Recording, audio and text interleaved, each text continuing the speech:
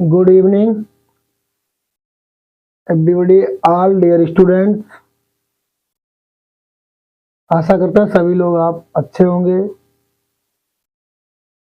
और इस वीडियो में हम आपके इस क्लास 10 से संबंधित फर्स्ट चैप्टर में से सभी अपक्रियाओं का वर्गीकरण करेंगे और आप अच्छे से इन्हें तैयार कर लेना। और ये बोर्ड एग्जाम के लिए बहुत बहुत महत्वपूर्ण है। अपक्रियाएं बुझी जाती हैं और इससे संबंधित अपक्रियाओं को संतुलित करने को भी दिया जाता है। तो सभी अपक्रियाएं एक साथ कराते हैं और कुछ उसके एग्जाम्पल भी कि किस तरह सवाल में संतुलित करने को देते हैं। ओके, वीडियो को आगे बढ़ाते हैं, ज़्यादा लंबा ना हो। ठीक है, तो अपक्रियाओं के प्रकार में जैसे कि अपक्रियाओं के अनेक प्रकार हैं, कारकों के आधार पर भी और उत्पाद के निर्माण के आधार पर भी। तो शुरुआत करते हैं नंबर 1 से। पहली अपक्रिया है आपकी संयोजन अपक्रिया। क्या है? सभी अपक्रियाओं के प्रकार में पहली है संयोजन अपक्रिया। आपकी संयोजन अपक्रिया, संयोजन अपक्रिया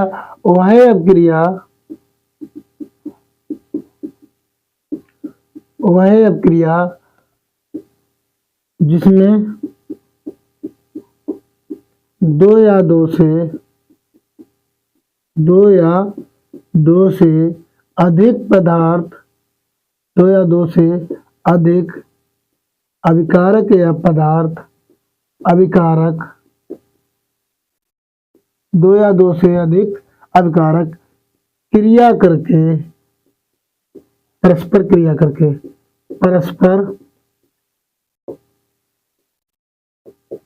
क्रिया करके एक नए उत्पाद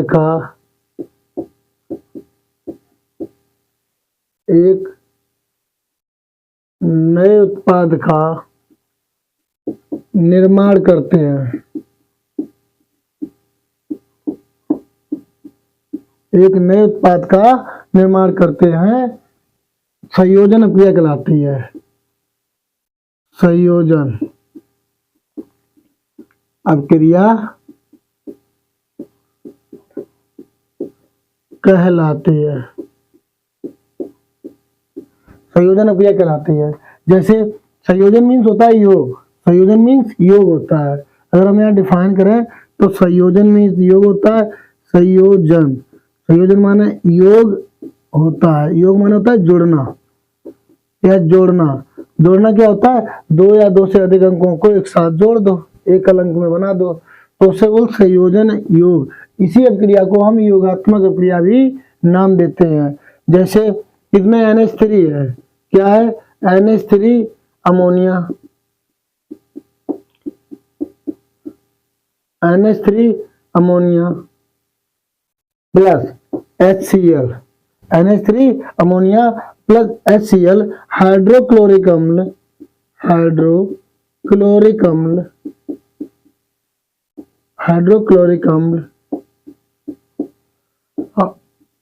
ये परस्पर क्रिया करके NH4Cl का निर्माण करते हैं। NH4Cl का निर्माण करते हैं जिसे हम अमोनियम क्लोराइड कहते हैं, जिसे हम अमोनियम क्लोराइड के नाम से जानते हैं। ओके, देखो दो अपकारक थे। कितने थे? दो अपकारक थे। एक अमोनिया था और एक क्लोराइड था, हाइड्रोक्लोरिक अम्ल था। दोनों परस्पर आपस में क्रिया करके अमोनियम क्लोराइड का निर्माण करते हैं। ये एक एकल उत्पाद है। क्या है? दोनों ने मिलकर एकल उत्पाद का निर्माण किया। तो क्या हुआ? दोनों अभिकारक जुड़कर एक नए उत्पाद का निर्माण करते हैं। ओके, उसके बाद ये हो गई पहला एग्जांपल। दूसरा लिखते हैं हम लोग कार्बन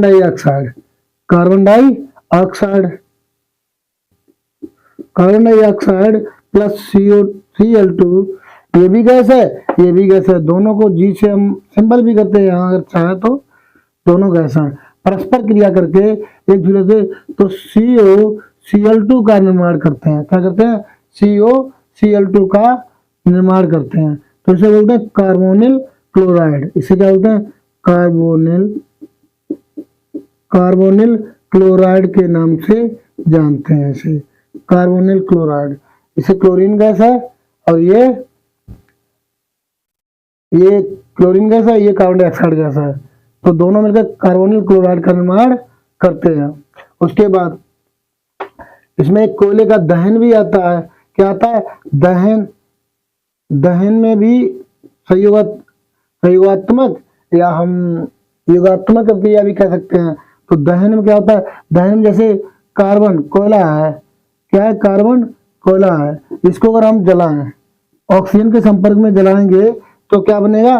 कार्बन डाइऑक्साइड गैस निकलेगी। क्या निकलेगी? Carbon dioxide gas. दो अभिकारक मिलकर एक नए उत्पाद का निर्माण करते हैं, उसे हम संयोजन अभिक्रिया कहते हैं, उसे हम संयोजन अभिक्रिया कहते हैं। एक दो अभिकारक इसमें भी है, इसमें भी दो हैं और इसमें भी दो हैं, उत्पाद एकल उत्पाद है, इसका नाम है carbon dioxide, carbon dioxide. Okay, carbon dioxide हो गई। ये हो गई आपकी संयोगात्मक या योगात्मक या संयोजन अभिक्रिया। तीनों शब्दों का अर्थ एक ही है कि दो या दो से अधिक अभिकारकों के मिलने या परस्पर क्रिया करने से एक नए एकल उत्पाद का निर्माण करते हैं। ओके, उसके बाद दूसरे नंबर पे आती है वियोजन अभिक्रिया। क्या आती है? वियोजन अभिक्रिया। दूसरे नंबर पे अभिक्रिया है, उसे अपघटन और वियोजन दो नाम से जानते हैं।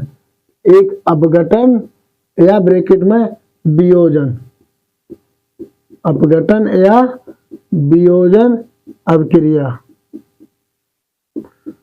अपघटन या वियोजन अभिक्रिया। ठीक है, तो वियोजन अभिक्रिया, वियोजन मीन्स होता है टूटना, वियोजन मीन्स होता है टूटना, वियोजन मीन्स टूटना होता है और एक पदार्थ दो या दो से अधिक उत्पादों में टूट जाता है, उसे हम वियोजन अभिक्रिया कहते हैं। तो लिखेंगे वे रासायनिक अभिक्रिया या वह रासायनिक अभिक्रिया, वह रासायनिक अभिक्रिया, वह रासायनिक अभिक्रिया जो दो या दो से जो बाह्य कारक, जो लिख लो बाह्य कारकों के कारण, बाह्य कारकों के कारण दो या दो से अधिक, दो या दो से अधिक सरल पदार्थों में, सरल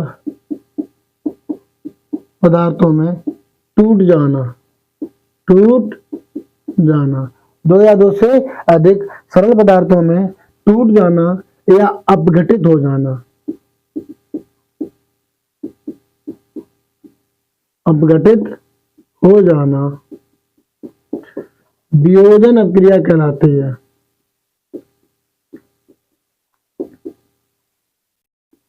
वियोजन अभिक्रिया कहलाती है, वियोजन अभिक्रिया कहलाती है।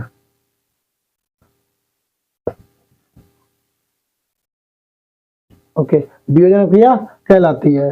तो दो या दो से अधिक सरल पदार्थों में टूटना वियोजन अभिक्रिया कहलाती है। और ये वियोजन तीन प्रकार से होता है, ये वियोजन तीन प्रकार से होता है। तीन प्रकार के बाह्य कारक, इसमें ऊष्मीय होता है, प्रकाश होता है और विद्युत होता है। ऊष्मीय, प्रकाश और विद्युत, इन तीन बाह्य कारकों के कारण वियोजन अभिक्रिया संभव होती है, अपघटित होती है, टूटती है।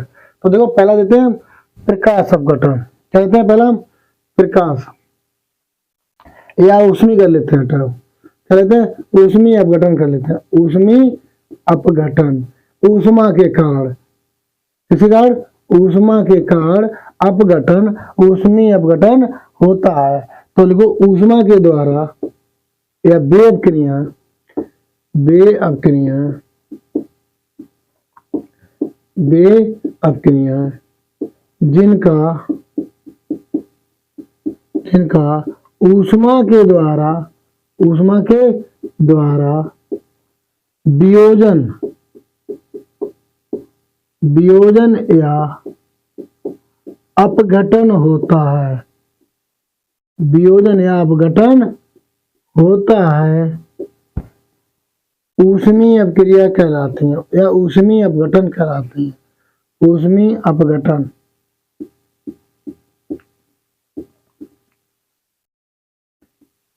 होता है, ऊष्मीय अपघटन कहलाता है।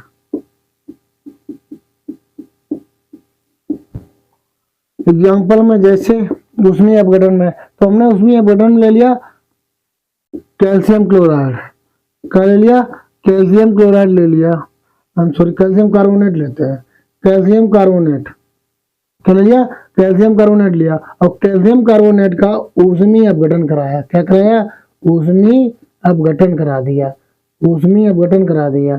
तो ऊष्मीय अपघटन जब कराएंगे तो कैल्शियम कार्बोनेट में कैल्शियम ऑक्साइड अलग बचेगा, कैल्शियम ऑक्साइड अलग, और CO2 कार्बन डाइऑक्साइड गैस मुक्त होगी, ठीक है ना। तो ये क्या बचा, कैल्शियम ऑक्साइड बचा, क्या बचा, कैल्शियम ऑक्साइड, कैल्शियम ऑक्साइड बचा, और ये कार्बन डाइऑक्साइड गैस बची, carbon dioxide, carbon dioxide gas बची।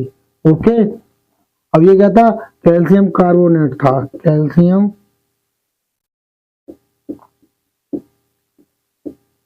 कैल्शियम कार्बोनेट, कैल्शियम कार्बोनेट को अगर हम गर्म करते हैं, उष्मा देते हैं, उष्मा संबंधित गर्म करना होता है, ठीक है ना। तो गर्म करते हैं या उष्मा देते हैं तो हम कैल्शियम ऑक्साइड और कार्बन डाइऑक्साइड का अपक्षेप प्राप्त करते हैं। ओके, ये हो गई ऊष्मीय अपघटन। ऊष्मीय अपघटन में एक और है, FeSO4 है, क्या है, FeSO4 है। FeSO4 से हम बोलते हैं फेरम सल्फेट। फेरम सल्फेट को जब ऊष्मीय अपघटन कराते हैं, ऊष्मीय अपघटन कराते हैं,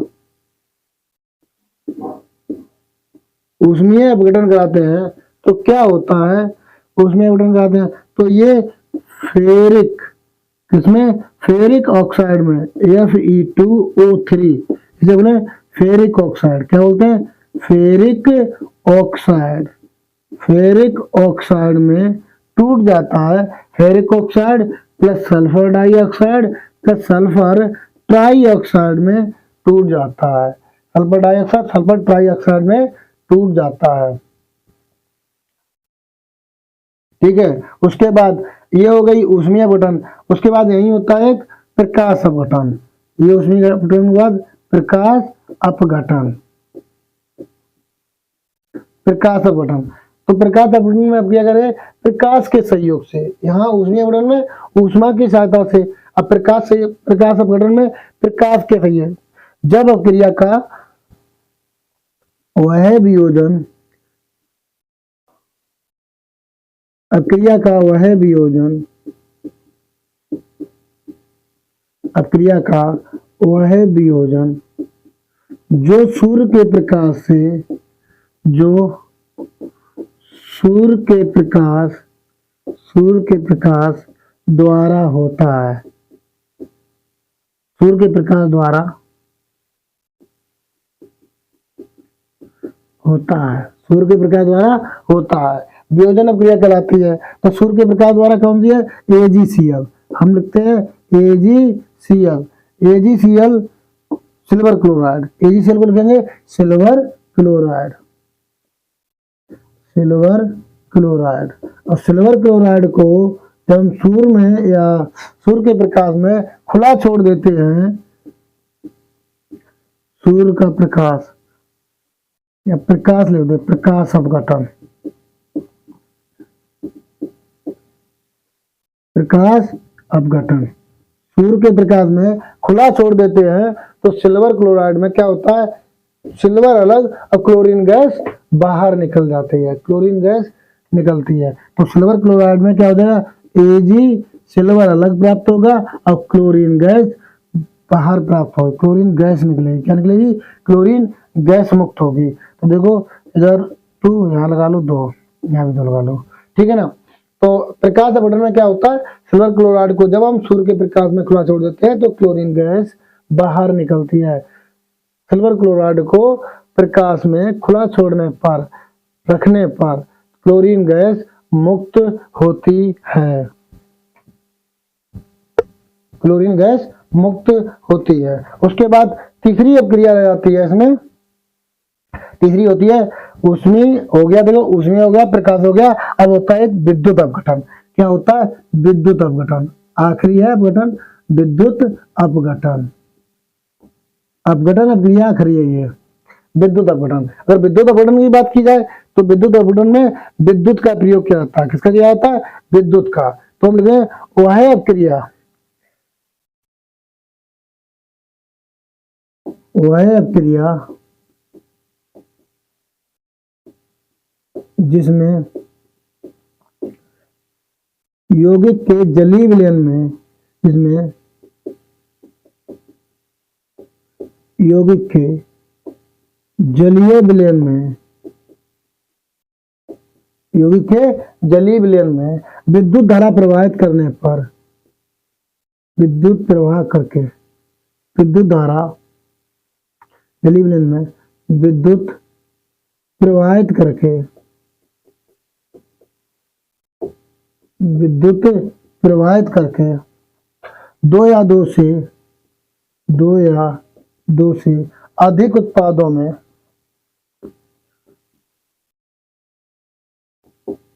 अधिक उत्पादों में अपघटन, दो या दो से अधिक उत्पादों में अपघटन विद्युत अपघटन कहलाता है। विद्युत अपघटन कहलाता है। जैसे यहां लिखेंगे तो यहां एग्जाम्पल क्या रहेगा? यहां एग्जाम्पल रहेगा जैसे कि आपने सुना होगा जल, जल में अगर हम विद्युत धारा प्रवाहित करें तो उसमें हाइड्रोजन गैस मुक्त होती है। क्या होती है? हाइड्रोजन और ऑक्सीजन दोनों गैस मुक्त होती हैं। तो यह अपक्रिया संभवतः कहाँ प्रयोग होती है, ये कमेंट में आप लोग करेंगे। जैसे H2O जल है, H2O में हमने विद्युत धारा प्रवाहित की, विद्युत अपघटन। जब H2O जल में हम विद्युत अपघटन कराते हैं तो H2 हाइड्रोजन गैस अलग निकलती है और O2 ऑक्सीजन गैस अलग मुक्त होती है। आप लोग बताएंगे यह अपक्रिया कहाँ संभव है, अब इस अपक्रिया से लाभ क्या है। चलिए हम थोड़ा जानकारी देते हैं। आपने सबमरीन सुनी होगी, सबमरीन, पनडुब्बी, पनडुब्बी में विद्युत अपघटन द्वारा ऑक्सीजन की प्राप्ति की जाती है। क्योंकि पनडुब्बी जो नौसेना वाली होती है या सैनिक सुरक्षा के लिए पनडुब्बी जो समुद्र में, वो कई महीनों तक या कई दिनों तक समुद्र में अंदर तली में चली जाती हैं और समुद्र के ऊपर तल पर नहीं आती हैं। अगर वहां पर हम लोग खाद्य पदार्थ और ऑक्सीजन कितनी भी ले जाएं तो कई महीनों के उपरांत जो सैनिक होते हैं वो कम जा पाएंगे। अगर खाद्य पदार्थ ज्यादा जाएगा तो उसकी अपेक्षा वो वहां पर हाइड्रोजन, मतलब ये विद्युत अपघटन कराते हैं। जिससे हाइड्रोजन जो होता है वो ऊर्जा के रूप में, ईंधन के रूप में प्रयोग होता है, ऑक्सीजन श्वास के लिए। यही कारण होता है कि जो पनडुब्बी के सैनिक होते हैं वो कुछ महीने बाद या कुछ दिनों बाद जब बाहर निकलते हैं या तल पर आते हैं, समुद्र तल पर और जमीन पर स्थल पर, तो उन्हें कमजोरी फील होती है कि ऑक्सीजन भरपूर मात्रा में नहीं मिल पाती है। लेकिन जरूरत के लिए ऑक्सीजन वो विद्युत अपघटन द्वारा प्राप्त करते हैं। ओके, ठीक है।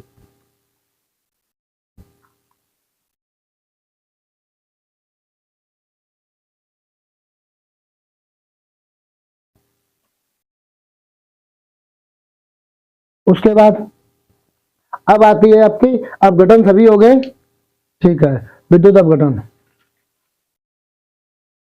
अब उसके बाद अपक्रिया है। नेक्स्ट अपक्रिया आपकी प्रतिस्थापन अपक्रिया, प्रतिस्थापन अपक्रिया, विस्थापन अपक्रिया, ये है अगली अपक्रिया।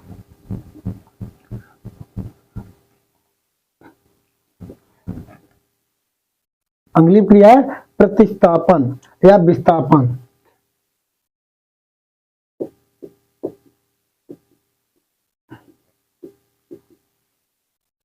विस्थापन अपक्रिया, विस्थापन अपक्रिया या प्रतिस्थापन अपक्रिया भी नाम देंगे। प्रतिस्थापन अपक्रिया, देखो अगर दोनों शब्दों को हम एनालिसिस कराएं या दिखाएंगे तो क्या होगा।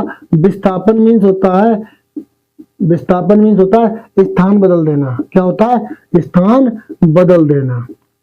विस्थापन मीन्स होता है स्थान बदल देना। अगर किसी अपक्रिया में उसके अणुओं का स्थान बदल जाता है।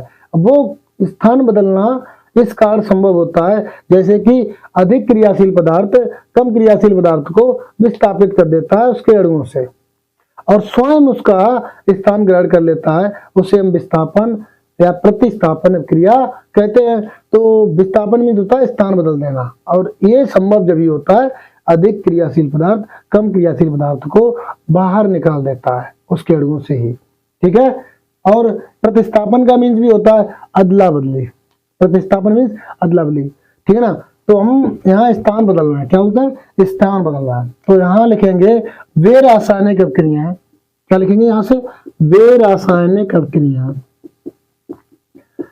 वे रासायनिक अभिक्रियाएं जिनमें वे रासायनिक अभिक्रियाएं जिनमें अधिक क्रियाशील पदार्थ कम क्रियाशील पदार्थ को अधिक क्रियाशील पदार्थ कम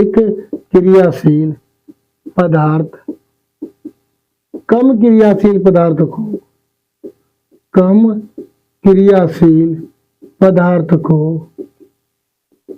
विस्थापित कर देता है। कम क्रियाशील पदार्थ को उसके अणुओं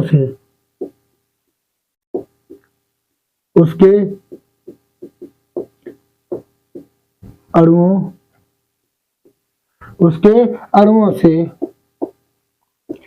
विस्थापित कर देता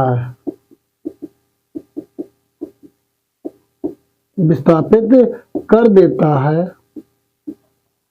और स्वयं स्थान ग्रहण कर लेता है और स्वयं उसका स्थान ग्रहण कर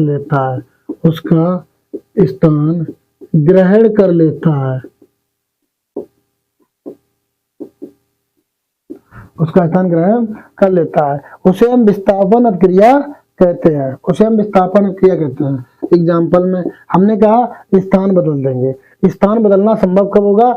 जब अधिक क्रियाशील पदार्थ कम क्रियाशील पदार्थ का स्थान बदल। ये तो नियम संभव ही है कि ताकतवर व्यक्ति कम ताकतवर व्यक्ति का क्या करता है? शोषण कर लेता है और उससे किसी वस्तु को छीन भी लेता है। ओके।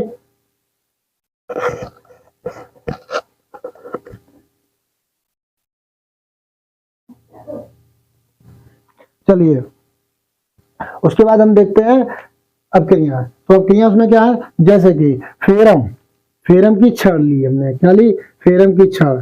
फेरम धातु आयरन। ओके। तो फिर कॉपर सल्फेट का विलयन। तो फेरम की जब छड़ या आयरन की छड़ कॉपर सल्फेट के विलयन में डाली जाती है तो क्या होता है? फेरम अधिक क्रियाशील होता है और कॉपर कम क्रियाशील होता है। अधिक क्रियाशील पदार्थ कम क्रियाशील पदार्थ को विस्थापित कर देगा उसके अणुओं से। यहाँ से कॉपर निकल जाएगा और फेरम सल्फेट बनाएगा। क्या बनाएगा? फेरम सल्फेट और कॉपर हो जाएगा बाहर।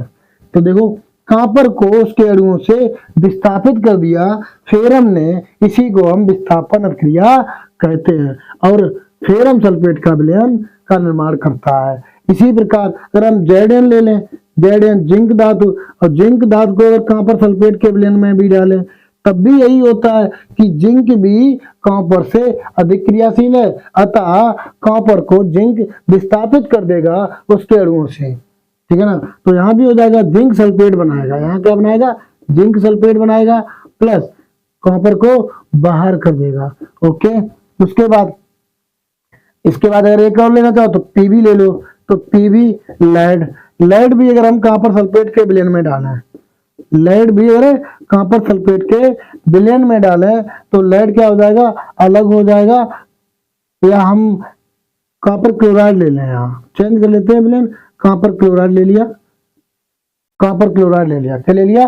कॉपर क्लोराइड के विलयन में अगर हम लेड मिलाते हैं, क्या मिलाते हैं? लेड। शीशा की छड़ या शीशा डालते हैं, उसका चूर डालते हैं तो क्या प्राप्त होगा? लेड क्लोराइड प्राप्त होगा। क्या होगा? Lead chloride. देखो कॉपर क्लोराइड था, क्लोराइड अणु कॉपर से विस्थापित हो गया, किसके कारण? लेड कारण। तो लेड क्लोराइड प्राप्त हुआ और प्लस ये कॉपर बाहर निकल जाएगा। क्या है? कॉपर बाहर निकल जाएगा, इसे बोलेंगे फेरम सल्फेट। इनके नाम लिखना चाहो तो ये तो तीनों जगह कॉपर सल्फेट यूज हुआ है, कॉपर सल्फेट यूज हुआ है, और ये फेरम सल्फेट बना। क्या बना? Ferrum sulphate. और ये जिंक सल्फेट बना, और ये आपका बना लेड क्लोराइड। Lead chloride. देखो तीनों क्रियाओं में क्या हुआ? तीनों क्रियाओं में अधिक क्रियाशील पदार्थ ने कम क्रियाशील पदार्थ को विस्थापित कर दिया। 1 2 3 कम क्रियाशील पदार्थ को विस्थापित कर दिया और स्वयं उसका स्थान ग्रहण कर लिया, इसको ही हम विस्थापन क्रिया कहते हैं। इसे हम विस्थापन क्रिया कहते हैं। इसका नाम लिखना चाहो तो कॉपर क्लोराइड है। क्या है? कॉपर क्लोराइड है, कॉपर क्लोराइड है। इसके बाद आता है द्विविस्थापन। ये विस्थापन एकल विस्थापन हुआ एक का, है ना। अब द्विविस्थापन, इसमें एक ही का, एक पदार्थ ने दूसरे पदार्थ का विस्थापन उसके अणुओं से कर दिया। अब द्विविस्थापन में क्या होगा? अब एक आता है द्विविस्थापन। द्विविस्थापन या उभय, इसको बोलते हैं उभय अपघटन। द्विविस्थापन अपक्रिया को उभय अपघटन भी नाम देते हैं। द्विविस्थापन अपक्रिया को उभय अपघटन भी नाम देते हैं। जैसे अब इसमें क्या लिखेंगे? बेरासायनिक अपक्रिया,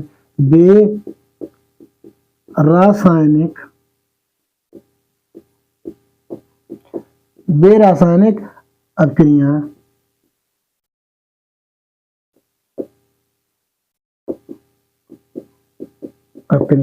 जिनमें अभिकारक यौगिकों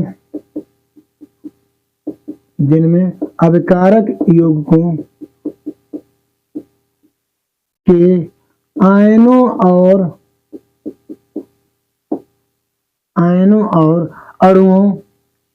अथवा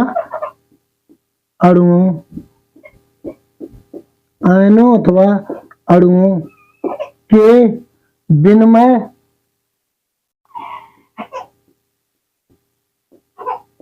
अणुओं के विनिमय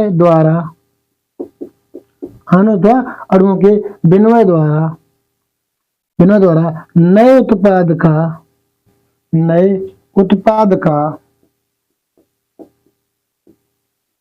निर्माण होता है।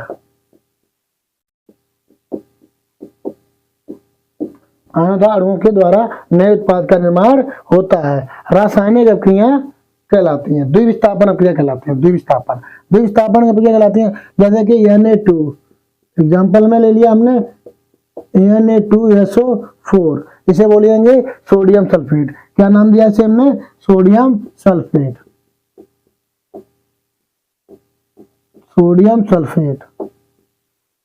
और प्लस इसकी क्रिया कराते हैं बेरियम क्लोराइड के साथ। तो बेरियम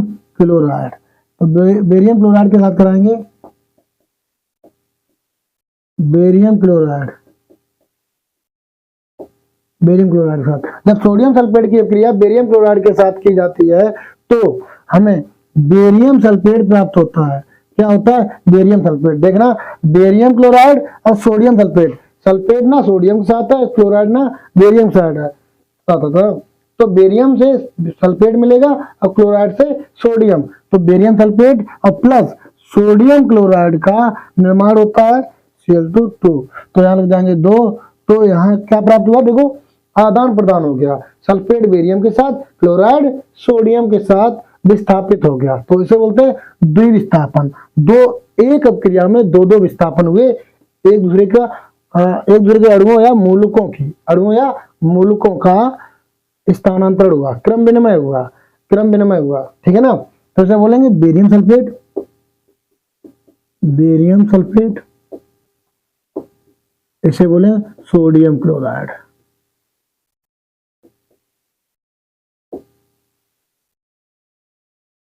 और उसके बाद AgNO3 AgNO3 सिल्वर नाइट्रेट, और प्लस इसके साथ क्रिया कराते हैं KCl की। किसकी क्रिया कराते हैं? KCl की। KCl की जब क्रिया कराते हैं AgNO3 के साथ, तो NO3 और KCl ये मूलक या यौगिक आयन एक दूसरे में क्रम विनिमय, क्रम विनिमय मीन्स होता है आदान प्रदान, देना और लेना, आदान प्रदान, ठीक है ना। कोई वस्तु हम आपको दें और आप हमें दें, इसे बोलते हैं क्रम विनिमय बोलते हैं। तो क्या प्राप्त होगा? AgCl प्राप्त होगा प्लस KNO3 प्राप्त होगा, KNO3 प्राप्त होगा। क्योंकि देखो Cl इधर विस्थापित होगी Ag के साथ और NO3 K के साथ, ठीक ना। तो ये बना सिल्वर क्लोराइड और ये बना पोटेशियम नाइट्रेट, ठीक है ना। यहाँ सिल्वर नाइट्रेट था, ये क्या था? सिल्वर नाइट्रेट था। सिल्वर नाइट्रेट से और यहाँ potassium chloride, potassium chloride, potassium chloride, अब ये सिल्वर क्लोराइड बना। क्या बना? सिल्वर क्लोराइड बना और ये पोटेशियम नाइट्रेट प्राप्त हुआ।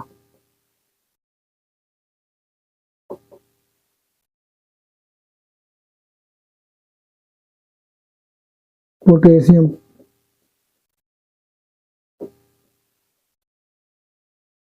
नाइट्रेट, पोटेशियम नाइट्रेट, ये हो गई आपकी विस्थापन अभिक्रिया। उसके बाद होता है ऊष्मा शोषी, ऊष्मा क्षेपी। ऊष्मा शोषी, ऊष्मा क्षेपी अभिक्रिया होती है। क्या होती है? ऊष्मा क्षेपी और ऊष्मा शोषी अभिक्रिया। इसलिए देख लेते हैं, क्योंकि रिकॉर्डिंग के दौरान क्योंकि माइक का वर्क कभी कभी छोड़ देता है, आवाज चली जाती है, देखना पड़ता है कि माइक चल भी रहा है या नहीं। उसके बाद आते हैं ऊष्मा शोषी और ऊष्मा क्षेपी अभिक्रिया।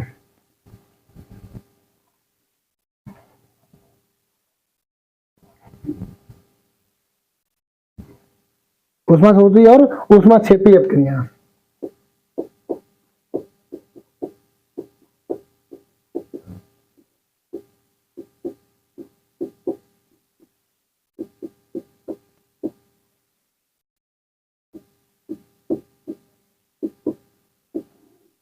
ऊष्मा क्षेपी और ऊष्मा शोषी दो प्रकार की अभिक्रिया हैं। इनमें एक में ऊष्मा का उपयोग होता है और एक में ऊष्मा का ह्रास होता है, कमी होती है। ओके, तो पहले डालते हैं ऊष्मा क्षेपी।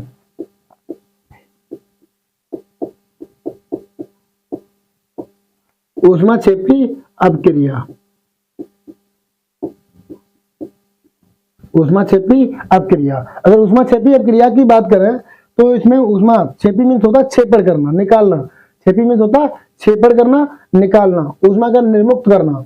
तो लिखेंगे वे रासायनिक अभिक्रिया, इसमें लिखेंगे वे या वह रासायनिक अभिक्रिया, वह कर लेते हैं, वह रासायनिक अभिक्रिया, वह रासायनिक अभिक्रिया जिनमें ऊष्मा निर्मुक्त होती है, ऊष्मा निर्मुक्त होती है, ऊष्मा निर्मुक्त होती है, ऊष्मा क्षेपी अभिक्रिया कहलाती है। ऊष्मा क्षेपी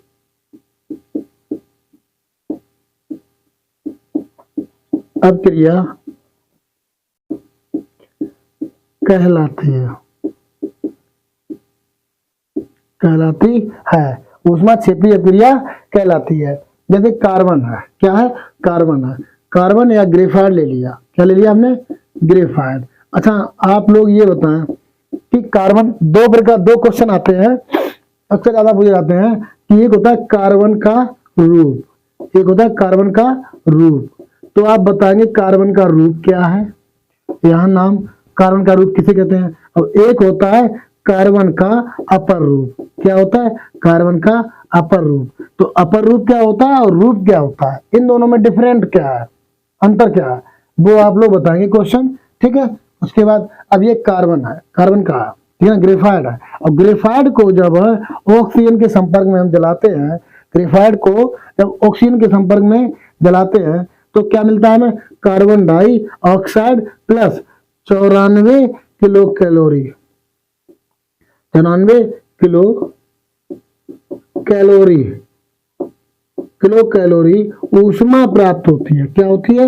ऊष्मा प्राप्त होती है। जब किसी कार्बन को या कोयले को जलाते हैं ऑक्सीजन संपर्क में, तो क्या होता है? कार्बन डाइऑक्साइड गैस निकलती है, कार्बन डाइऑक्साइड गैस निकलती है और 94 किलो कैलोरी ऊष्मा निर्मुक्त होती है, बाहर निकलती है, जिसका उपयोग हम किसी अन्य बहुत से कार्यों में करते हैं। ये हो गई ऊष्मा क्षेपी अपक्रिया। यहाँ देखो ऊष्मा बाहर निकली, छुट के आई, ठीक है ना। उसके बाद होता है ऊष्मा शोषी अपक्रिया। ऊष्मा शोषी, ऊष्मा शोषी अपक्रिया। ऊष्मा शोषी अपक्रिया की अगर बात करें, ऊष्मा शोषी अपक्रिया की बात करें तो लिखेंगे वह रासायनिक अपक्रिया, वह रासायनिक अपक्रिया जिनमें ऊष्मा का, जिसमें कर लो, अपक्रिया एक है तो जिसमें रखो, जिसमें ऊष्मा का अवशोषण होता है। क्या होता है? अवशोषण। अवशोषण माने उपयोग होना होता है। अवशोषण माने उपयोग, जिसकी कोई जरूरत भी नहीं होती है और उपयोग हो जाए उसे शोषण कहते हैं, ठीक है ना। जिससे आपको कोई लाभ ना हो, आपका कुछ लाभ ना हो और आपसे कोई कार्य करा लिया जाए, उसे शोषण बोलते हैं। क्या बोलते हैं? शोषण बोलते हैं, ठीक है ना। तो ऊष्मा का अवशोषण होता है, ऊष्मा का अवशोषण होता है तो ऊष्मा शोषी अपक्रिया कहलाती है। ऊष्मा शोषी अपक्रिया कहलाती है,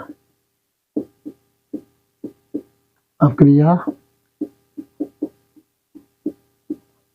कहलाती है। जैसे इसमें हम लिखेंगे N2, नाइट्रोजन गैस को जब ऑक्सीजन गैस के साथ संपर्क किया जाता है, क्या है? नाइट्रोजन की ऑक्सीजन के साथ क्रिया कराई जाती है तो NO प्राप्त होता है, नाइट्रस ऑक्साइड प्राप्त होता है, ठीक है ना। नाइट्रस ऑक्साइड प्राप्त होता है और इसमें 45 किलो कैलोरी, 45 किलो कैलोरी ऊष्मा उपयोग में होती है, किलो कैलोरी ऊष्मा उपयुक्त होती है। अब सुनिए, यहाँ एक चीज निकल के आ रही है, देखो तुम अच्छे से देखा सही से। इस समीकरण को दूसरा अगर दोबारा हल करें और ज्यादा तो क्या बनेगा? N2 प्लस O2 और ये माइनस का जाएगा तो क्या हो जाएगा? 45, तब बनेगा 2NO। तो इससे देखो हमें ये ज्ञात होता है कि ऑक्सीजन के संपर्क में जब आग जलती है, क्या जलती है? आग जलती है। आपको पता है, सभी लोग जानते हैं कि जहां कभी आग लग जाती है तो उसे बुझाने के लिए, उस आग को कम करने के लिए हम लोग नाइट्रोजन गैस का उपयोग करते हैं। तो वैसे तो लोग सीधी साधारण भाषा में कहते हैं कि नाइट्रोजन गैस ऑक्सीजन के मूलकों को या ऑक्सीजन के अणुओं को दूर दूर कर देती है, जिस कारण ऑक्सीजन पूर्णतः मात्रा में उपयोग नहीं आती है और आग बुझ जाती है, ऐसा लगाता है। लेकिन यहाँ यही क्रिया सही देख रहा है कि देखो N2 और ऑक्सीजन के संपर्क में जब N2 ऑक्सीजन संपर्क में जब आग जल रही होती है और नाइट्रोजन आती है तो नाइट्रोजन क्या करती है? इन दोनों के मिश्रण से क्या होता है? हाँ, नाइट्रस ऑक्साइड का निर्माण होता है। उसका निर्माण होने के लिए 45 किलो कैलोरी ऊष्मा उसमें उपयोग होती है और उसका कोई उपयोग नहीं। और जब उस वातावरण से ऊष्मा ही निकल जाएगी तो तपन कम हो जाएगी, जिस कारण आग की लपट हल्की हो जाएंगी, धीमी हो जाएंगी। तो देखो 45 किलो कैलोरी ऊष्मा, ऊष्मा मतलब आग होता है। ऊष्मा मतलब जब भी कोई ऊष्मा कहे उसे आग से डिनोट करेंगे, आग से, ठीक है ना। ऊष्मा भी कोई चीज नहीं होती, एनर्जी है, उसे भी बदला जा सकता है और आग को ही हम किसी रूप से देख तो सकते हैं लेकिन उसे छू नहीं सकते हैं, ठीक है ना। ऊष्मा महसूस कर सकते हैं ओनली। तो देखो 45 किलो ऊष्मा जब इसमें चली जाएगी तो उतनी तो ऊष्मा वहां से खत्म हो गई, तपन खत्म हो गई, तपन खत्म हो जाएगी तो आग की जो क्षमता है वो हल्की हो जाएगी, जिस कारण आग धीमे धीमे शांत हो जाएगी और काबू में आ जाएगी। यही कारण होता है कि हम लोग आग लगी होती है उस जगह पर नाइट्रोजन का उपयोग करते हैं। ओके, हाँ एक चीज है, जरूरी नहीं हर जगह आग लगी हुई को नाइट्रोजन से बुझाते हैं। ये जानकारी आपको मिलेगी जल्दी किसी माध्यम से कि अलग अलग आग को अलग अलग स्थानों पर लगी हुई आग को अलग अलग तरीकों से बुझाया जाता है। सभी जगह पर लगी हुई आग को एक तरीके से नहीं बुझाया जाता है। जैसे किसी इलेक्ट्रॉनिक कंपनी में लगी हुई आग, और दस्तावेज के ऑफिस में लगी हुई आग, किसी घर में लगी हुई आग, या किसी गैस से लगी हुई आग, या बिजली से लगी हुई आग, तो अलग अलग माध्यम से बुझाया जाता है। अलग अलग पदार्थों का भी उपयोग किया जाता है, ये ध्यान रखना। ठीक है, इसके बाद आती हैं उपचयन और अपचयन अपक्रिया। मैं चेक कर लेता हूँ क्योंकि मैथ थोड़ा गड़बड़ हो जाता है कभी कभी, चल रहा है या नहीं चल रहा है। ओके,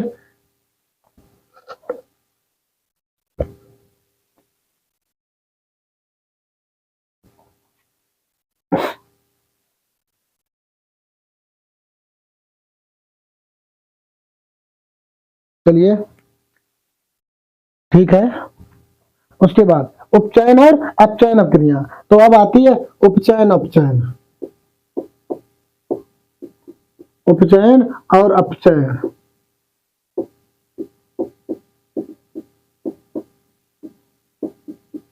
अपचयन अपक्रिया, उपचयन और अपचयन अपक्रिया। सुनना, उपचयन अगर हम लें तो हम यहाँ बता दे रहे हैं, थोड़ा एक टेबल बताते हैं। टेबल में अगर आप समझोगे तो बहुत जल्दी समझ जाओगे। उपचयन अपचयन अपक्रिया में कुछ खास नहीं है। चलिए, तो हम लिखते हैं यहाँ, इधर कर लेते हैं उपचयन, इधर लिख लेते हैं अपचयन। उपचयन को हम ऑक्सीकरण भी कहते हैं, उपचयन को हम ऑक्सीकरण भी हम कहते हैं, दूसरे नाम से भी पुकारते हैं ऑक्सीकरण। अब यहां लिख लेते हैं अणु या यौगिक, ठीक है ना, अणु, अणु लिख लेते हैं। अब देखना, अगर ऑक्सीजन का उपचयन में, ऑक्सीजन का उपचयन, उपचयन का नाम क्या है, ऑक्सीकरण। ऑक्सीकरण में कहीं ना कहीं हमें ऑक्सी महसूस होता है। क्या होता है, ऑक्सीजन। ऑक्सीजन में क्या होता है, ऑक्सीजन। ऑक्सीजन का अर्थ है अर्थात ऑक्सीजन का जोड़ो, जुड़े, ऑक्सीजन का हो जुड़े। और अपचयन में ऑक्सीजन का क्या हो, ह्रास हो। उपचयन में ऑक्सीजन जुड़ेगी, अपचयन में ऑक्सीजन का ह्रास होगा। ह्रास मतलब निकलेगी। उसके बाद हाइड्रोजन, हाइड्रोजन उपचयन में हाइड्रोजन का ह्रास होगा और ऑक्सीजन का नहीं। उपचयन में हाइड्रोजन का ह्रास होगा और अपचयन में हाइड्रोजन का योग होगा। परिभाषा बन गई। परिभाषा बनाएंगे कि उपचयन अपक्रिया में या बेरासायनिक अपक्रिया में जिनमें ऑक्सीजन का योग तथा हाइड्रोजन का ह्रास हो उन्हें हम उपचयन अपक्रिया कहते हैं। इधर जिन अपक्रियाओं में ऑक्सीजन का ह्रास हो, क्या हो, ह्रास हो, और हाइड्रोजन का योग हो उन्हें अपचयन अपक्रिया कहते हैं। ठीक है ना, इधर से ना लो तो इन्हें इधर से भी कर लो तब भी ठीक है। इधर लिख लो ऑक्सीजन, इधर लिख लो हाइड्रोजन, ठीक है ना, हाइड्रोजन। और इधर लिख लो उपचयन, इधर से भी कर सकते हो और उधर से ना समझ में आए और इधर से भी लिख सकते हो अपचयन, अपचयन। तो देखो, उपचयन में ऑक्सीजन का योग हो रहा है और हाइड्रोजन का ह्रास हो रहा है। यहां से देखेंगे ऑक्सीजन का योग और हाइड्रोजन का ह्रास, तो कहेंगे उपचयन क्रिया में ऑक्सीजन का योग और हाइड्रोजन का ह्रास होता है। अपचयन क्रिया में ऑक्सीजन का ह्रास और हाइड्रोजन का योग होता है। ओके, ठीक, यही है क्रिया उपचयन अपचयन की परिभाषा है। तो लिख लेते हैं उपचयन,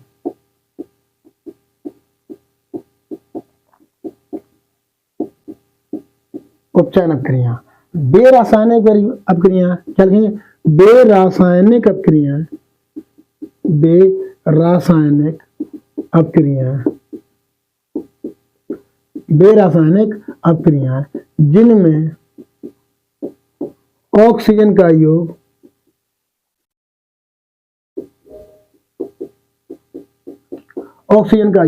और हाइड्रोजन का ह्रास हो,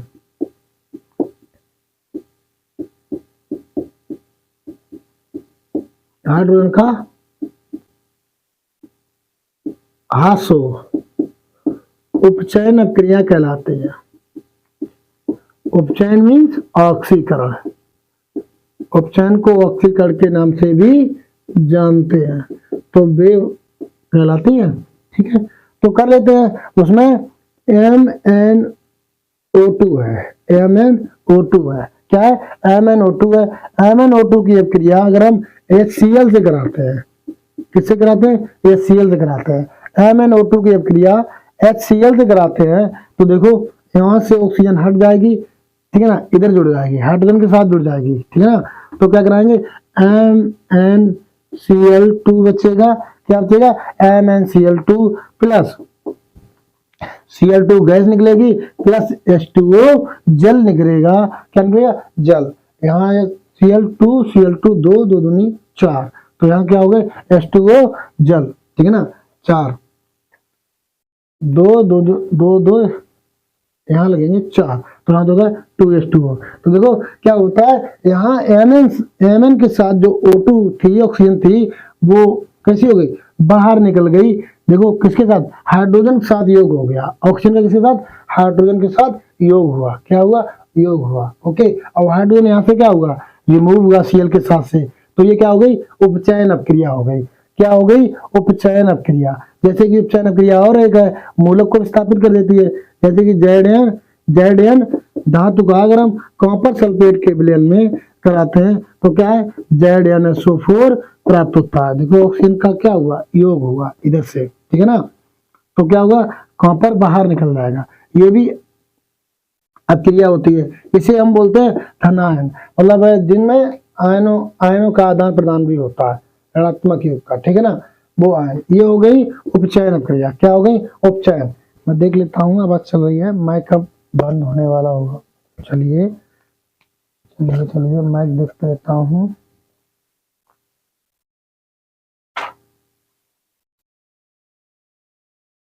सही है,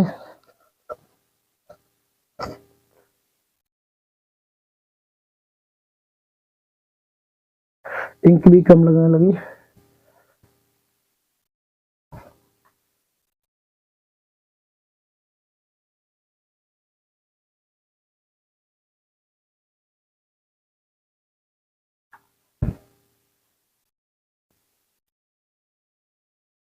चलिए इसके बाद क्या है, ये हो गई उपचयन, क्या हो गई, उपचयन। इसके बाद अपचयन अपक्रिया,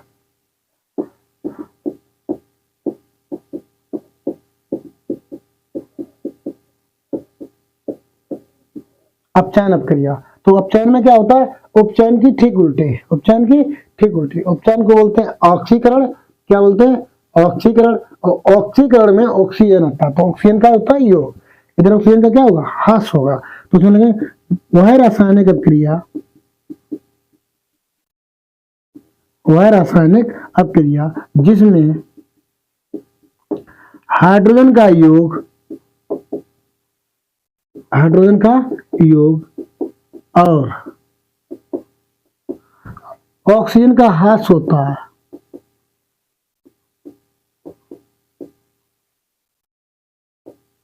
ऑक्सीजन का ह्रास होता है,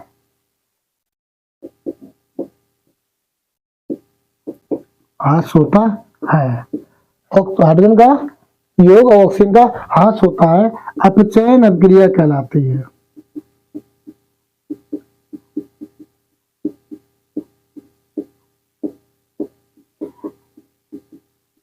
अपचयन अपक्रिया कहलाती है। जैसे ZnO है और ये कॉपर के साथ कराएंगे तो क्या बनेगा, कॉपर और सॉरी ये कॉपर नहीं है, सॉरी ये कार्बन है, क्या है, कार्बन। तो Zn विस्थापित कर देगा ऑक्सीजन को। देखो ऑक्सीजन का क्या हो गया, ह्रास हो गया, ऑक्सीजन का क्या हो गया, ह्रास हो गया। Zn के साथ जुड़ी थी, जिंक ऑक्साइड बनाया था, जिंक ऑक्साइड था पहले, जिंक ऑक्साइड था, तो जिंक ऑक्साइड था और जिंक ऑक्साइड से ऑक्सीजन का क्या हो गया, ह्रास हो गया, ऑक्सीजन का ह्रास हो गया, चली गई। तो क्या बनाया, कार्बन मोनोऑक्साइड बनाई, क्या बनाया, कार्बन मोनोऑक्साइड, कार्बन मोनोऑक्साइड का निर्माण हुआ। तो कार्बन मोनोऑक्साइड, तो कार्बन मोनोऑक्साइड क्या हुआ, यहाँ ऑक्सीजन का इधर क्या हुआ, यहाँ से ह्रास हो गया, क्या हो गया, ह्रास हुआ, क्या हुआ, ह्रास हुआ। तो इसे बोलते हैं अपचयन अपक्रिया। तो ये हो गई उपचयन अपचयन। उसके बाद होती है रेडॉक्स अपक्रिया, क्या होती है, रेडॉक्स अपक्रिया। रेडॉक्स अपक्रिया और देख लेते हैं, अपक्रिया देख लेते हैं, संतुलित करना, बस वहीं से टॉपिक अपना खत्म हो जाएगा आज का, ठीक है। रेडॉक्स अपक्रिया,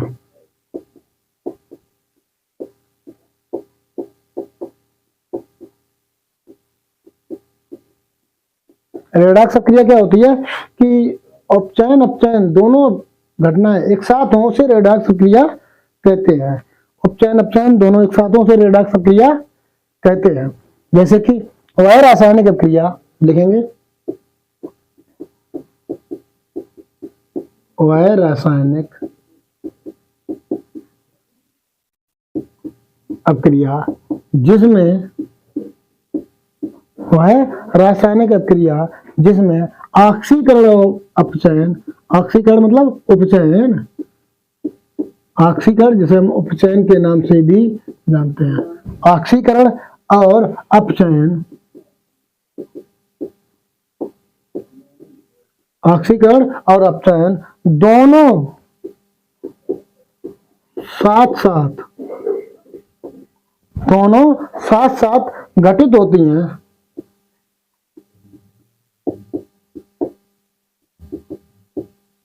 दोनों साथ साथ घटित होती हैं, रेडॉक्स अपक्रिया कहलाती हैं। रेडॉक्स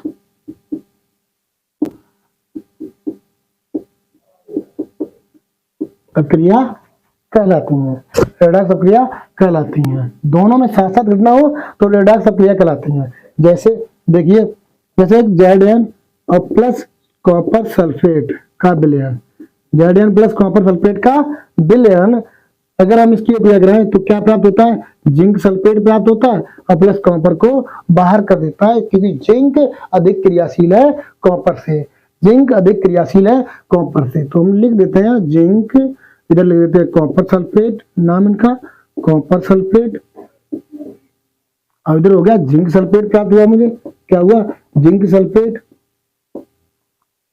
और ये है कॉपर, क्या ये कॉपर है, जिंक सल्फेट, और ये क्या प्राप्त हुआ, कॉपर प्राप्त हुआ। तो ये देखो, इस पे एनोड पे अलग होती, कैथोड पे अलग होती, तो हम लोग एनोड और कैथोड पे बता देते हैं। एनोड पर, तो एनोड पर अपक्रिया रहेगी ZN और एरो में ZN2 पॉजिटिव 2 इलेक्ट्रॉन, तो 2 इलेक्ट्रॉन नेगेटिव ZN से मिलेंगे तभी तुम्हारा ZN प्राप्त होता है। ZN से क्या होता है, इलेक्ट्रॉन निर्मुक्त हो रहे, मतलब निकल रहे हैं, ठीक है ना, धनायन है। उसके बाद कैथोड पर क्या होगा, कैथोड होता है ऋणात्मक, कैथोड क्या होता है, ऋणात्मक, तो यहाँ इलेक्ट्रॉन जाके जुड़ेंगे, क्या होंगे, जुड़ेंगे कॉपर के साथ 2 पॉजिटिव और 2e इलेक्ट्रॉन जुड़ने के बाद कॉपर पर, कॉपर धातु का निर्माण करते हैं। तो देखो ये क्या हो गया, इधर हो गई, एक तरफ इलेक्ट्रॉनों का निर्माण हुआ और एक तरफ जुड़े, तो एनोड पर ZN, तो ZN2 पॉजिटिव आयनीकरण हो गया, धनात्मक और ऋणात्मक में टूटा, और जो इलेक्ट्रॉन टूटा वो कहाँ, कॉपर के साथ जुड़ करके धातु पर पहुंच गया, दूसरे कैथोड पर पहुंच गया, कहाँ पहुंच गया, कैथोड पर। ये क्रिया हो गई आपकी रेडॉक्स। रेडॉक्स की क्रिया इंपॉर्टेंट है, और बाकी उपचयन अपचयन, ठीक, और संयोगात्मक और विस्थापन क्रियाएं आपकी इंपॉर्टेंट है। अब आपकी जैसे एग्जाम में किस तरह से पूछता है वो क्रिया बता दे रहे हैं, यदि वो संतुलित करने को बोलेगा, हिंदी में लिख के देगा और बोलेगा संतुलित करके लिखिए। जैसे हम 2-4 सवाल लिख रहे हैं, जैसे कहेगा संतुलित कीजिए, तो क्रिया आपको देगा कि H2 प्लस Cl, ठीक है ना, Cl2 H2 और Cl2, एरो लगा देगा और कह देगा HCl, इस तरह लिख के देगा। अब कहेगा इसे संतुलित कीजिए, क्या बोलेगा, इसे संतुलित कीजिए। तो आपको देखना है इधर हाइड्रोजन के परमाणु कितने हैं, 2, इधर कितने हैं, क्लोरीन के 2, लेकिन इधर सिंगल सिंगल है तो हमें 2-2, तो हम यहाँ 2 लगाएंगे, ना कि यहाँ 2 लगाएंगे, यहाँ 2 लगाएंगे तो ये सिर्फ क्लोरीन के होंगे, किसके होंगे, क्लोरीन के, तो यहाँ ना 2 लगाकर हम आगे लगाएंगे तो हाइड्रोजन के भी 2 हो गए और क्लोरीन के, ये आगे वाले दोनों में गुणक होते हैं, ठीक है ना। उसके बाद तो ये क्या था, हाइड्रोजन, ये क्लोरीन मिला के हाइड्रोक्लोरिक अम्ल प्राप्त हुआ। उसके बाद जैसे हिंदी में लिख के मिलेगा दूसरा कि ऐसे ही मिल जाए, या फिर वो हिंदी में लिख देंगे, क्या लिखेंगे, बेरियम क्लोराइड, क्या लिखेंगे, जैसे उन्होंने लिख दिया बेरियम क्लोराइड, इस तरह भी लिख सकते हैं बेरियम क्लोराइड, और प्लस बेरियम क्लोराइड के बाद प्लस था aluminium sulphate, aluminium sulphate, aluminium sulphate, और इनके मिश्रण से उन्होंने इधर लिख दिया बेरियम सल्फेट, बेरियम सल्फेट और aluminium chloride, aluminium, barium sulphate और एल्युमिनियम क्लोराइड। अब आप देखो बेरियम क्लोराइड, एल्युमिनियम सल्फेट, और ये लिख दिया, कहा इसको संतुलित कीजिए, पहले सूत्र के रूप में लिखिए और सूत्र के रूप में लिख करके संतुलित कीजिए, कोई बात नहीं। तो बेरियम क्लोराइड क्या होता है, BaCl2, बेरियम क्लोराइड होगा। अब ये एल्युमिनियम सल्फेट का AlSO4 का होल त्रिज्या हो गया। तो देखो बेरियम क्लोराइड BaCl2 होता है, बेरियम क्लोराइड का सूत्र, एल्युमिनियम सल्फेट का होता है AlSO4 का होल त्रिज्या। अब दोनों क्रिया करेंगे तो क्या बनाएंगे, ये एक द्विविस्थापन क्रिया है, आपको पता है, क्योंकि बेरियम सल्फेट को और क्लोरीन एल्युमिनियम के साथ जुड़ जाएगा, तो द्विविस्थापन हुआ, विनिमय हुआ, दोनों के मूलकों का क्या होगा, विनिमय, सल्फेट इधर क्लोराइड उधर, तो इधर बन जाएगा बेरियम सल्फेट प्लस, इधर बन जाएगा बेरियम सल्फेट प्लस, उधर बन जाएगा एल्युमिनियम क्लोराइड, एल्युमिनियम क्लोराइड बनेगा, हो गया, ठीक है। अब इसे संतुलित कर लेते हैं। देखिए इधर सल्फेट के 3 अणु हैं, कितने हैं, सल्फेट के 3 अणु हैं, एरो के उधर सल्फेट कहीं लिखा, यहाँ लिखा, अब कितने अणु हैं, एक ही है ना, तो सल्फेट के 3 है, तो हम यहाँ ना 3 लगा के, क्योंकि यहाँ 3 लगाएंगे, ठीक है, ओके। तो यहाँ जब हमने बेरियम के 3 लगाए, सल्फेट तो 3 हो गए, सल्फेट कितने हो गए, 3 हो गए, लेकिन बेरियम भी 3 हो गए, तो अब बेरियम को हम 3 करेंगे, यहाँ बेरियम कितना है 1, तो हमने लगाया यहाँ 3, कितने लगाए 3। अब देखते हैं यहाँ 3 बेरियम है और यहाँ 3 बेरियम हो गए, सल्फेट 3 हो गए, सल्फेट भी यहाँ 3 है। अब एल्युमिनियम देख लेते हैं, तो एल्युमिनियम मेरे पास कितना है 1 है, इधर भी क्या है 1 है, क्लोरीन कितने हो गए 3 दूनी 6, क्लोरीन कितने हो गए 3 दूनी 6, तो यहाँ हम कर लेते हैं क्लोरीन 3 दूनी 6, कितने हो गए 3 दूनी 6 हो गए, 3 दूनी 6, देखते हैं हो गया। अरे एल्युमिनियम सल्फेट का थोड़ा सूत्र गलत था, Al2 है, क्या है Al2 होता है 3 दूनी 6, Al 2 है, कितना एल्युमिनियम 2 है, एल्युमिनियम 2 हो गए। अब 3 दूनी 6 क्लियर है, देखो 3 दूनी 6 क्लोरीन, 3 दूनी 6, सल्फेट 3 हो ही गए, तो सल्फेट 3 हो गए, बेरियम 3 है तो बेरियम भी 3 हो गए, एल्युमिनियम 2 है, एल्युमिनियम 2 हो गए। तो इस तरह वो संतुलित करने को देगा, ये हो गई आपकी संतुलित अपक्रिया, क्या हो गई संतुलित अपक्रिया। फिर इसको फिर ऐसे भी लिख, इसी प्रकार और भी लिख के देगा, जैसे कि सोडियम है, क्या है सोडियम, और सोडियम प्लस जल मिलाएगा, क्या मिलाएगा सोडियम प्लस जल, और लिख देगा इधर सोडियम हाइड्रोक्साइड, क्या कहेगा सोडियम हाइड्रोक्साइड,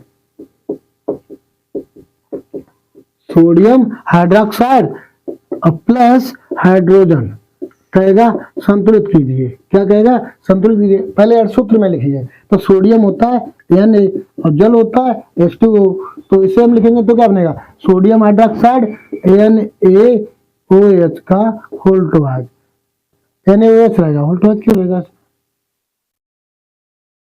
NaOH रहेगा, सोडियम हाइड्रोक्साइड NaOH रहेगा, तो देखो O और H से चला गया तो एक H निकलेगा, तो क्या बचेगा हाइड्रोजन बचेगा, क्या निकलेगा हाइड्रोजन बचेगा।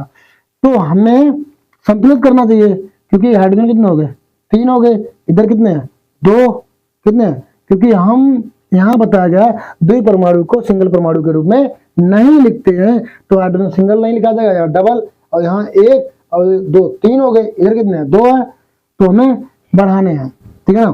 तो यहाँ क्या करना है 2 का गुणा कर देना है, तो कितने हो गए 2 ये और 2 ये, कितने हो गए 4, अब यहाँ लिख लेते हैं 2, तो 2 दूनी 4, ऑक्सीजन कितने हो गए 2, ऑक्सीजन कितने हैं 2, सोडियम कितने हो गए 2, तो यहाँ सोडियम डालते हैं 2, ये हो गई आपकी संतुलित अपक्रिया। मतलब टोटल परमाणु दोनों तरफ एरो के इधर भी एरो के उधर भी बराबर होने चाहिए, कैसे होने चाहिए बराबर होने चाहिए, तो ये हो गए बराबर परमाणु, ओके ठीक। इसी तरह आपको बड़ी बड़ी अपक्रियाएं हिंदी में भी लिख के देगा, जैसे कि एक हम आपको बता दे रहे हैं आखिरी, जल में बेरियम क्लोराइड, ये बोलेगा जल में बेरियम क्लोराइड, जल में बेरियम, जल में बेरियम क्लोराइड, जल में सॉरी देख लेता हूं चल रही है, चलिए ठीक। जल में बेरियम क्लोराइड तथा सोडियम सल्फेट, जल में बेरियम क्लोराइड तथा sodium sulphate, sodium sulphate, sodium sulphate के विलयन में, के विलयन में, सोडियम सल्फेट के विलयन में, विलयन में अक्रिया करके, सोडियम सल्फेट के विलयन से क्रिया करके, अक्रिया करके, अक्रिया करके, अक्रिया करके सोडियम क्लोराइड, सोडियम क्लोराइड का, सोडियम क्लोराइड का, सोडियम क्लोराइड का विलयन तथा ऑक्सीजन, सोडियम क्लोराइड का विलयन तथा ऑक्सीजन तथा अघुलनशील ऑक्सीजन सॉल्यूशन, अघुलनशील, आघूलन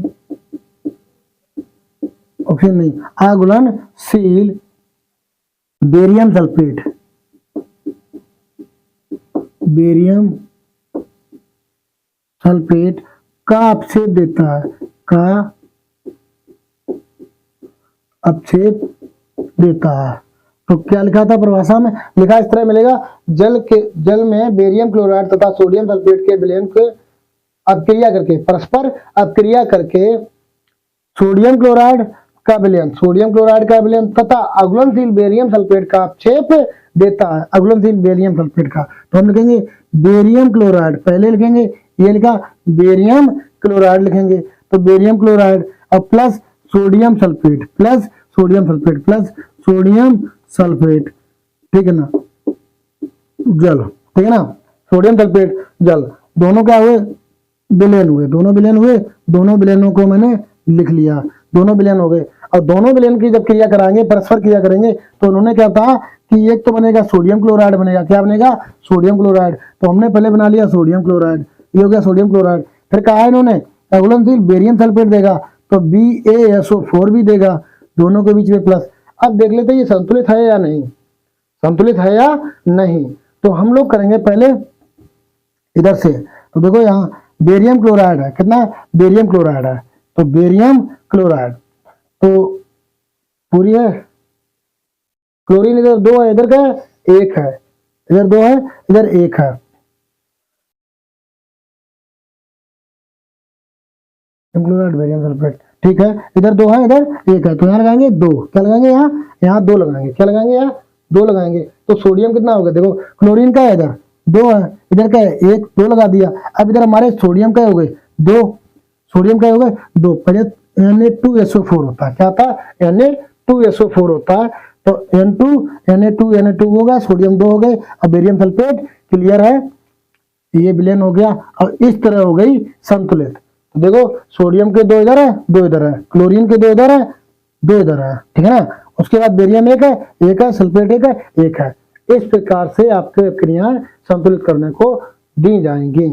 और ये तरीका आपका मोस्ट इंपोर्टेंट है, मोस्ट इंपोर्टेंट है, और याद रखना इस तरीके से आपके सवाल बोर्ड में पहले नंबर पर आएंगे। संतुलित करना, अपक्रियाओं के बारे में लिखना, संतुलित करना खासकर, ओके। तो इस तरह आप इन अपक्रियाओं को जरूर तैयार करके जाएं, और इस तरह के जितने भी सवाल आपको आपके पेपर में या आपके फर्स्ट लेसन में मिले, सभी को तैयार कर लेना है। इस तरह के सवाल 8-10 नंबर के आपके जरूर आएंगे, शुरू में ही रखे होंगे, ओके। और उसके बाद रह जाता है आपकी 2 परिभाषाएं, वो भी कर देता हूं, लेसन क्लोज हो जाएगा। जैसे कि संक्षारक, क्या होता है, संक्षारक रह गया, संक्षारक होता है ऐसे पदार्थ जो ऑक्सीजन और जल की नमी के संपर्क में आने पर, ऑक्सीजन और जल की नमी के संपर्क में आने पर नष्ट होने लगते हैं या उनका ऑक्सीकरण होने लगता है, संक्षारक कहलाते हैं। जैसे कि लोहे में जंग लगना, लोहे में जंग लगना, जंग लगना, लोहे में जंग लगना। तो लोहे में जंग लगती है, वो क्या है, एक संक्षारक है। क्या है? संक्षारक है। तो लोहा ना जल और ऑक्सीजन के संपर्क में आने लगता है तो धीमे धीमे जंग लगने लगती है और समय रहते लोहा बिल्कुल खत्म हो जाता है और झरके गिर जाता है, नष्ट हो जाता है। तो ये एक संक्षारक है। क्या है? संक्षारक है। सभी धातुओं में जंग लगती है, सोना चांदी में भी जंग लगती है। सोना में लगता है तो सोना थोड़ा डिम होने लगता है, चांदी में लगती है तो काली होने लगती है। उसके बाद ये संक्षारक है। क्या है? संक्षारक। तो लोहे में जंग ना लगे तो इसके लिए उपाय क्या होते हैं? हम लोग पेंट कर देते हैं, पेंट करने के साथ साथ हम लोग ग्रीस लगा देते हैं और उसके बाद इलेक्ट्रोप्लेटिनम, वो बहुत से तरीके हैं, वो आपको देख लेने हैं। और उसके साथ साथ इसमें होता है एक विकृत गंधता। क्या होता है? विकृत गंधता। विकृत गंधता ये भी एक है। ये विकृत गंधता उसे बोलते हैं जो तरल पदार्थ होते हैं, जैसे कि तेल, दूध या कोई भी लिक्विड फॉर्म में पदार्थ होता है उसे विकृत गंधता बोलता है। इसमें क्या होता है? इसमें भी ऑक्सीकरण, वसा के कारण, वसा का ऑक्सीजन के साथ क्रिया करना विकृत गंधता देता है। और जब वसा ऑक्सीजन के साथ क्रिया करती है तो गंध देती है, एक अजीब अनोखे अलग प्रकार की गंध देती है जिससे कि पदार्थ सड़ जाता है, खराब होता है। और विकृत गंधता जैसे कि हम लोग खाना बनाने के बाद उसे धूप में नहीं रखते, सब्जी जो होती है उसे धूप में रखने के बाद सब्जी खराब होती है, खट्टी होने लगती है, वैसे ही वो एक विकृत गंधता है क्योंकि वसा जो तेल होता है वो ऑक्सीजन के साथ क्रिया करके उसे खराब कर देता है। और कोई भी पदार्थ जैसे कि भोज्य पदार्थ जो भी बनाया उसमें फैट होता ही है, तेल, तो फैट जो होता है वसा उसके कारण ऑक्सीजन क्रिया करेगा तो वो खराब हो जाएगा। तो हम लोग इस विकृत गंधता को बचाने के लिए क्या करते हैं? जैसे कि पैकेट हुआ, खाद्य पदार्थों में तुम लोग पैकेट के रूप में लेते हो चिप्स वगैरह, उसमें जो एयर भरी होती है वो नाइट्रोजन होती है। क्या होती है? नाइट्रोजन गैस उस पॉकेट में या पैकेट में भरने के बाद वो पदार्थ ऑक्सीजन के साथ क्रिया नहीं कर पाता है जिससे कि वो पदार्थ खराब नहीं होता है और काफी दिन तक चल जाता है। यही कारण होता है कि पैकेट में रखी हुई चीज को कुछ समय बाद फाड़ने के कुछ समय बाद खाना चाहिए। ठीक है, ये दोनों हो गए। इसके बाद लेसन क्लोज है और वो आपके यहाँ आप संतुलित करना और लिखना जरूर सीख के जाए, आपको जरूर आएंगे पेपर में। आशा करते हैं समझ में आएगा लेसन। Thank you.